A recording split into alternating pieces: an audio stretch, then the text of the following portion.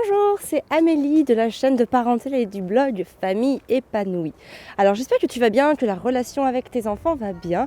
Et aujourd'hui je vais te parler de comment j'habille Constance quand on est en portage. Alors tu te poses peut-être la question de savoir comment habiller ton enfant. Est-ce qu'il faut le couvrir? Est-ce qu'il ne faut pas trop le couvrir? Comment faire pour qu'il soit au chaud, mine de rien, mais qu'il ne soit pas non plus engoncé dans ses habits, parce que c'est important qu'il soit à l'aise, tout simplement. Puis c'est aussi important que le porteur soit à l'aise, parce que mine de rien, quand l'enfant est très emmitouflé, on peut aussi ne pas être super à l'aise. Alors l'idée pour habiller de manière adéquate son bébé qui est porté, ça va être déjà de prendre en compte le climat. Par exemple, ici on est sur un climat nous assez océanique, donc des fois il peut vraiment faire froid, mais toujours avec une pointe d'humidité. Bref, en France, il n'y a pas non plus de température hyper froide ou autre. Enfin, je pense que l'exemple que je peux donner peut à peu près s'appliquer par exemple pour toute la France. Après, si tu nous suis depuis le Canada et le Québec, peut-être que là, faudra réajuster parce que je crois que là-bas, les températures peuvent être vraiment fraîches parfois. Bon, en tout cas, pour la France, voilà, l'idée c'est de... Bon, Constance, par exemple, là, elle est habillée normalement. D'ailleurs, je vais te mettre des visuels pour que tu vois. Elle est habillée, voilà, elle a un petit legging, une petite blouse, elle a un body en dessous, des chaussettes. Voilà, elle est habillée vraiment normalement pour être en intérieur en hiver. Et au-dessus, en fait, je vais lui rajouter un ensemble que je vais te montrer après. Mais d'abord, je vais t'expliquer le principe.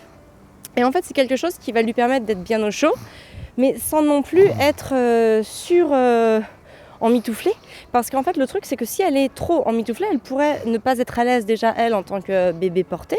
Et puis moi aussi, en fait, ça va venir m'encombrer. La tête va pas être bien maintenue parce que forcément, plus il y a d'épaisseur et plus la tête va se retrouver donc en arrière et elle sera pas à l'aise. Donc c'est important de pas multiplier les couches, tout simplement pour que le bébé soit à l'aise, garde une position physiologique. Je pense aussi que c'est important de préciser que, en effet, il faut qu'il ait chaud parce que oui, il ne bouge pas. Mais il faut bien savoir que là, elle est directement en contact avec moi. On est toutes les deux, il y a aucune épaisseur entre nous deux. Donc aussi, elle se nourrit de ma chaleur. Je lui donne de la chaleur. Enfin bref, on se tient chaud mutuellement. Et puis bien sûr, elle est aussi enroulée dans mon manteau de portage. Donc je le ferme dessus. Hop, je peux te le faire voir un petit peu. Alors mon manteau de portage, il n'est pas du tout... à la mode, il n'est pas du tout... D'ailleurs, c'est même pas un manteau de portage. C'est un manteau de portage zéro achat, puisqu'en fait, il s'agissait d'une ancienne veste à Fabien qu'il portait quand il était gros, très gros. Et du coup, le jour où il a maigri, il a voulu être autrement, eh bien, on s'est dit on va pas la jeter parce qu'elle est en laine, elle est d'une super qualité et puis elle est vraiment chaude. Et en fait, moi, je l'ai récupérée pour le portage. Donc, j'ai pas un look très classe, mais clairement, je m'en fiche. Parce que les balades avec les enfants, je les fais pas en ville, je les fais pas dans les milieux in et dans les milieux à la mode. Ah bah ouais, super ça. Ouais, à sa taille. Toi aussi t'as un bout de bois? Cool. Voilà, donc la plupart du temps, on est quand même dans les bois où il y a de la gadoue, où les enfants ramassent des branches, etc. Donc en général, on est tout seul d'ailleurs. Oui, ou attention à moi chaton, ouais, on la voit ta branche. Donc c'est pour ça que voilà, moi j'ai fait le choix de ne pas en acheter d'autres parce que celui-là m'allait. Toi aussi tu veux me faire voir ta branche?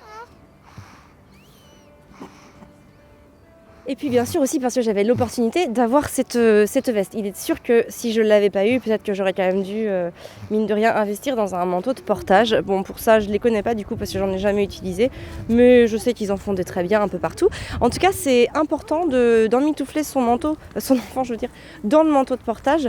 Comme ça lui permet d'avoir quand même une épaisseur en plus. Il faut savoir que l'enfant ne bouge pas, mais il a notre chaleur. Mais voilà, des fois, l'hiver, il fait vraiment très froid.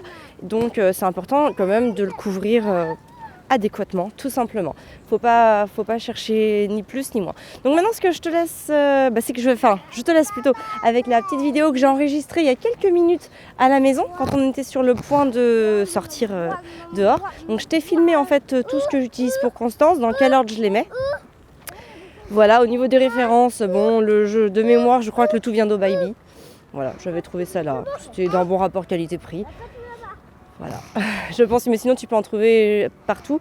Tu verras, l'écharpe a vraiment une spécificité que j'apprécie énormément. J'avais exactement le même système pour les garçons à l'époque, quand ils sont portés, parce que je trouve vraiment ce système formidable pour un enfant porté. Donc je te laisse découvrir tout ça tout de suite. Donc bien sûr, elle a son petit bonnet qui lui cache les oreilles et qui est attaché, comme ça lui évite, ça évite les glissements de bonnet quand elle tourne la tête. Je trouve que ça c'est vraiment très important, voilà, pour bien maintenir le bonnet en place.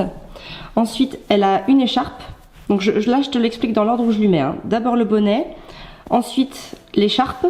Alors l'écharpe, pareil, je l'ai trouvé très pratique en fait. Elle a un trou, comme ça, de cette manière. Hop. On vient une main, c'est vraiment pas facile, mais en fait ça évite vraiment les plis au niveau du cou pour le bébé, ce qui fait que c'est très fluide, c'est très agréable et ça la gêne surtout pas en fait. C'est pour ça que j'ai choisi cette écharpe là, j'en voulais absolument une comme ça et pas autrement pour un tout petit bébé, parce que voilà, en fait, je sais pas si on voit très bien, normalement oui.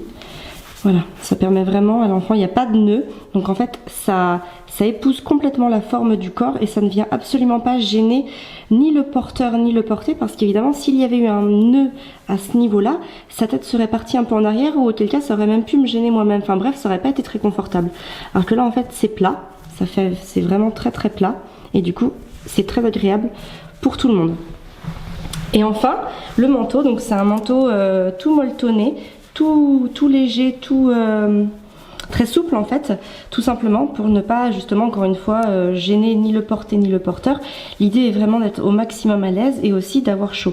Donc évidemment j'ai enlevé la capuche, il y avait une capuche ici à la base, je l'ai enlevée parce que sinon ça pourrait la gêner dans le dos.